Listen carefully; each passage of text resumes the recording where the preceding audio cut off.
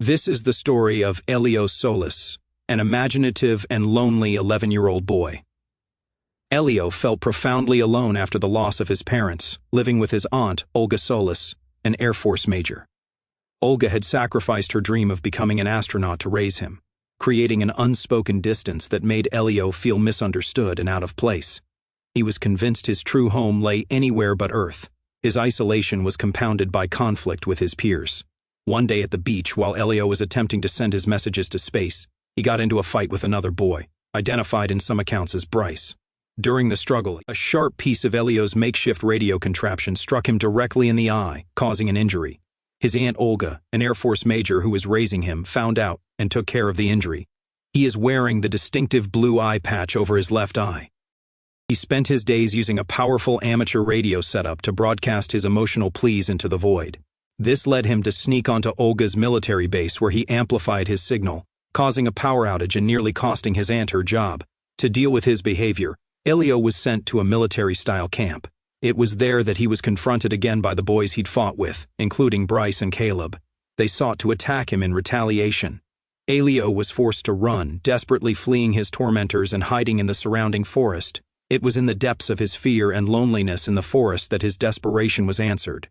The signal worked. Just as the bullies closed in, Elio was swiftly abducted by a colossal alien vessel, mistaken by the peaceful communiverse collective for the intergalactic ambassador of Earth. The aliens, a bewildering array of shapes, sizes, and colors, turned to him with an expectant hush. He stood before them, a small, bewildered human in the grand assembly of interstellar diplomats.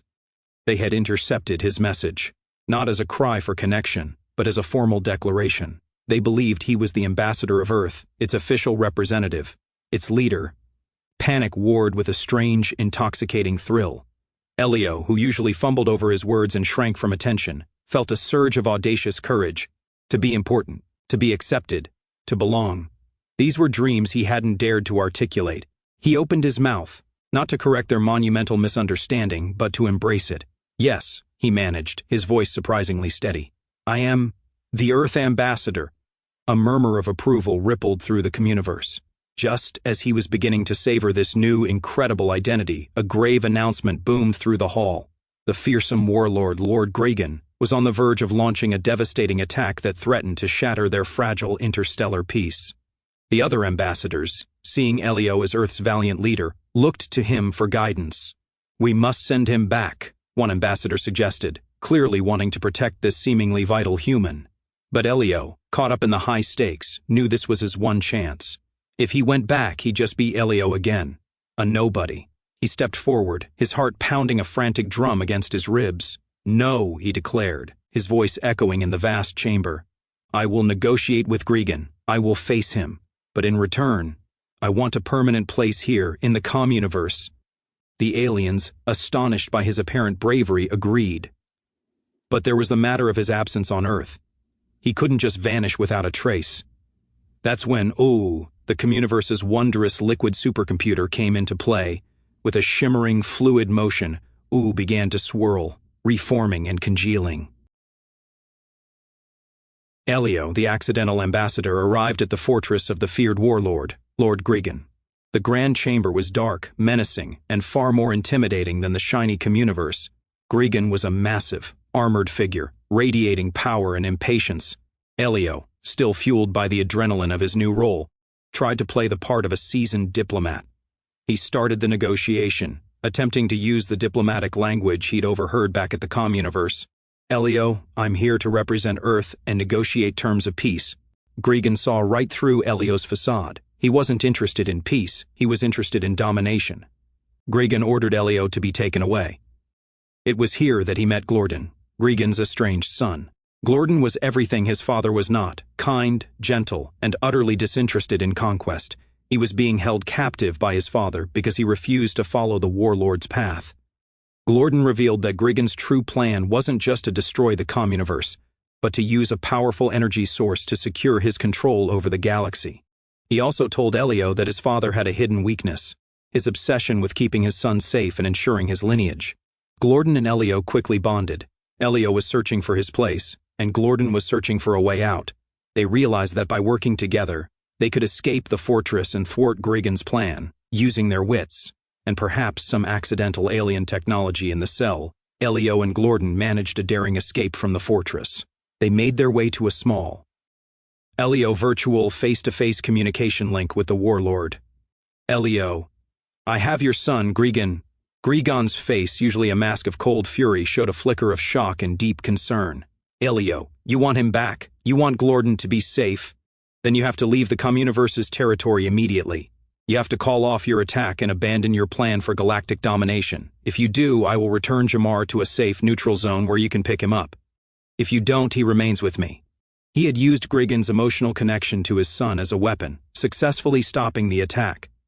After the high-stakes virtual negotiation with Lord Grigan, Elio and Glorden found themselves hurtling through space in the small, cramped escape vessel. With the warlord temporarily neutralized by the bargain, the two boys finally had a moment of peace. The small ship became their temporary sanctuary. They discovered they were incredibly alike. Both felt alienated from their powerful families. Both longed for a life less complicated, and both loved deep space maps and theory. Shared secrets. Elio told the agreed-upon rendezvous point was a small, desolate moon on the border of neutral space. The two boys, Elio and Glorden, stood on the dusty, desolate surface of the neutral moon. The oppressive shadow of Lord Grigan's enormous warship loomed over them, making the air feel cold and heavy. Glorden, usually reserved, was filled with a deep dread. He looked at the symbol of the life of conquest and cruelty he utterly rejected. Glorden, I can't go back there. Elio had just made a profound promise to Glorden that he wouldn't be forced back. With moments to spare before Lord Grigan lost patience, Elio initiated his desperate, brilliant plan. Elio, we'll use the clone tech. We'll give your dad what he thinks he wants and you stay free. Elio quickly obtained a biological sample from Glorden and rushed to the comms panel, transmitting the data. Elio, come with the clone. Tell Grigan he is him, son. Olga Solis noticed the changes immediately, and they were, paradoxically, too good to be true. Her nephew, Elio, had transformed from a moody, chaotic teenager into a model of perfection. But for Olga, this sudden fix was the greatest source of terror. She placed the tiny, perfectly cut sample under the electron microscope. She observed. Just as she was about to record her findings, with a sudden, deliberate motion, the entire strand lifted itself off the slide and slid out from under the microscope's lens, her heart pounding. The hair led her straight to Elio's bedroom. Olga watched through the crack in the doorway as the other Elio clone lay perfectly still in bed, his face serene. The mysterious hair fiber, having reached its destination, began to move towards the clone's head. With a shocking, visceral clarity, the end of the strand inserted itself into the back of the clone's skull, near the base of the neck, disappearing entirely into the skin without leaving a mark. Olga stumbled backward, covering her mouth. Grigan froze. That response, while perfectly compliant and exactly what he often demanded, was wrong. Grigan didn't hesitate. He destroyed the clone. He was no longer interested in diplomatic games or measured conquest, a return to the Communiverse. But Grigan quickly realizes Elio's deception. He compels Ambassador Cuesta, who has mind-reading abilities, to extract Glorden's location from Elio. Cuesta realizes Elio is just a regular kid, not Earth's leader, and sends him back to Earth. The climax and reconciliation. Back on Earth, Elio is devastated. Meanwhile, Glorden accidentally activates his escape shuttle and begins heading toward Earth. Elio spots his Aunt Olga on the beach. She has already grown suspicious of other Elio and was looking for the real one. They reconcile, with Elio realizing how much Olga truly cares. Glorden's shuttle is captured at the military base. Elio and Olga sneak in to rescue him, as his temperature-regulating disc broke upon landing, causing him to suffer from hypothermia. In a moment of self-sacrifice to help them, other Elio dissolves while creating a distraction for the military. Elio's actions, saving Glorden and demonstrating empathy and love, convince Grigan to stand down and pull back his attack on the Communiverse. Elio is officially welcomed back into the Communiverse, but he ultimately declines the offer of permanent ambassadorship, deciding that Earth and his relationship with his aunt is where he truly belongs. Elio and Olga return to Earth, now with a stronger, more honest connection, and a new appreciation for the potential for connection and acceptance right at home. Comment down below which movie recap you would like to see in the next video.